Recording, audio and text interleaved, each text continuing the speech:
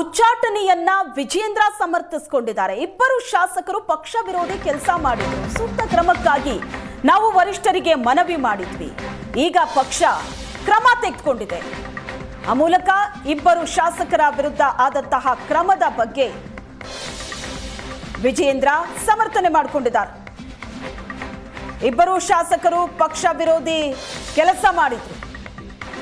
ಸೂಕ್ತ ಕ್ರಮಕ್ಕಾಗಿ ವರಿಷ್ಠರಿಗೆ ಮನವಿ ಮಾಡಿದ್ವಿ. ಈಗ ವರಿಷ್ಠರು ತೀರ್ಮಾನ ತಗೊಂಡಿದ್ದಾರೆ.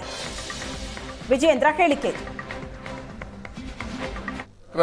ಭಾರತೀಯ ಜನತಾ ಪಾರ್ಟಿಯ ಕೇಂದ್ರ ಶಿಸ್ತು ಸಮಿತಿ ಶಾಸಕರಾಗಿರ್ತಕ್ಕಂಥ ಶಿವರಾಮ್ ಹೆಬ್ಬಾರ್ ಪಕ್ಷ ವಿರೋಧಿ ಚಟುವಟಿಕೆಗಳನ್ನು ಏನು ಮಾಡಿದ್ರು, ರಾಜ್ಯದಲ್ಲೂ ಸಹ ನಮ್ಮ ಕೋರ್ ಕಮಿಟಿನೂ ಕೂಡ ಹಲವಾರು ಬಾರಿ ಚರ್ಚೆ ಮಾಡಿ ಕೇಂದ್ರಕ್ಕೂ ಕೂಡ ನಾವು ಒತ್ತಾಯ ಮಾಡಿದ್ವಿ. ಒಂದು ನಿರ್ಧಾರವನ್ನು ತೆಗೆದುಕೊಳ್ಬೇಕು, ಶಿಸ್ತು ಕ್ರಮವನ್ನು ಕೈಗೊಳ್ಳಬೇಕು ಅಂತೇಳಿ ನಮ್ಮ ಅಭಿಪ್ರಾಯಗಳನ್ನು ತಿಳಿಸಿದಂಥ ಸಂದರ್ಭದಲ್ಲಿ BJPಯ ಕೇಂದ್ರದ ಶಿಸ್ತು ಸಮಿತಿ ಶಿವರಾಮ್ ಹೆಬ್ಬಾರ್ ಶಾಸಕರನ್ನು 6 ವರ್ಷಗಳ ಕಾಲ ಅಮಾನತನ್ನು ಮಾಡಿರ್ತಕ್ಕಂಥದ್ದು.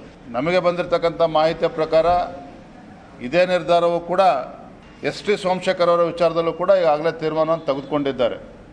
ಆ ಪತ್ರ ಇನ್ನೂ ಕೂಡ ಬಂದಿಲ್ಲ.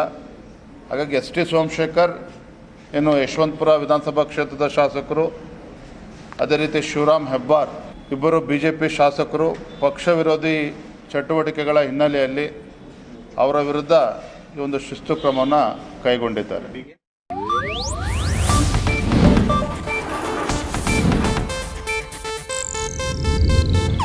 ಇದು ಏಷ್ಯಾನೆಟ್ ನ್ಯೂಸ್ ನೆಟ್ವರ್ಕ್ ಪ್ರಸ್ತುತಿ.